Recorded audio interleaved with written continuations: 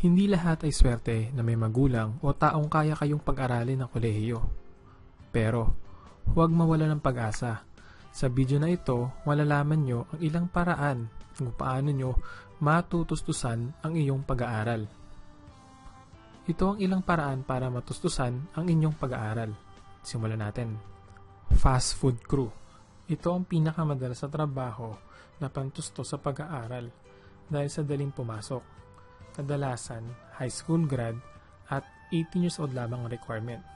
Pwede kang pumasok sa Jollibee, McDo, Chowking, call center agent. Isa sa may pinakamataas na sahod na trabaho.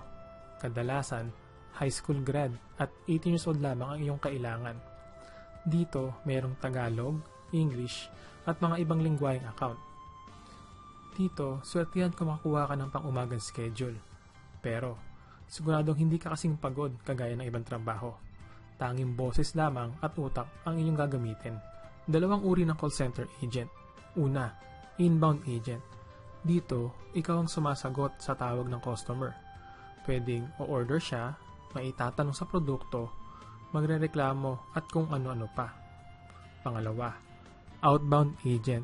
Dito naman, ikaw ang tatawag sa customer para magbenta, magalok ng produkto or maningil ng pau. Iba pang trabaho sa call center. Transcriptionist. Dito, makikinig ka ng isang recorded file at gagawin mong isang written. Example ng trabaho dito ay isang medical transcriptionist. Data encoder. Ito ang pagpapasok ng mga information ng customer sa kanyang account. Isang uri ng typing job na kailangang laging tama ang bawat ipapasok. Back office. Trabaho na hindi kailangang tatawag o haharap sa mga customer. Kadalasan dito ay admin work lamang, kagaya ng records, clearance, settlement, at iba-iba pang mga admin works. Pangatlong paraan, online freelance jobs. Kung ikaw ay may computer at internet sa bahay nyo, ito ang isang magandang paraan para magkapera. Dito, merong writing, editing, proofreading, photography, web design, graphic arts, at computer programming. Marami pang ibang serbisyo pwedeng gawin dito.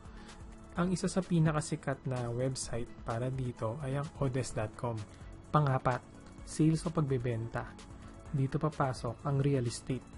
Ito ang pagbebenta ng bahay, lupa, kondo, o iba pang mga property. Dito, medyo mahirap na trabaho. Pero pag nakabenta ka, kahit isa, maganda ang balik o malaki ang kita. Online selling. Isa sa pinakasikat na uri ng pagbebenta sa ngayon. Dito, kailangan mo lamang ng computer, internet, konting puhunan at sipag. Dito, maganda kung alam mo kung saan ang bagsakan, saan ang factory, para mura mong mabili ang iyong mga produktong ibebenta. At isa sa pinakamahalaga ay malaman mo kung sino ba ang courier na maganda magpadala at mura. Network marketing.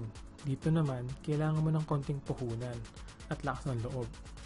Dito, bibigyan ka nila ng produkto kapalit ang iyong perang pangsali o pang-member. Maliban sa produkto, bibigyan ka rin nila ng opportunity para matutong magbenta at makakuha ng pera sa pagre-refer or pagkuha ng mga bagong membro.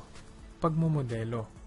Kung ikaw ay binigyan ng kagandahan, kagwapuhan, tamang tangkad at magandang katawan, pwedeng-pwede mong magamit ito para kumita at pantustos ng iyong kolehiyo.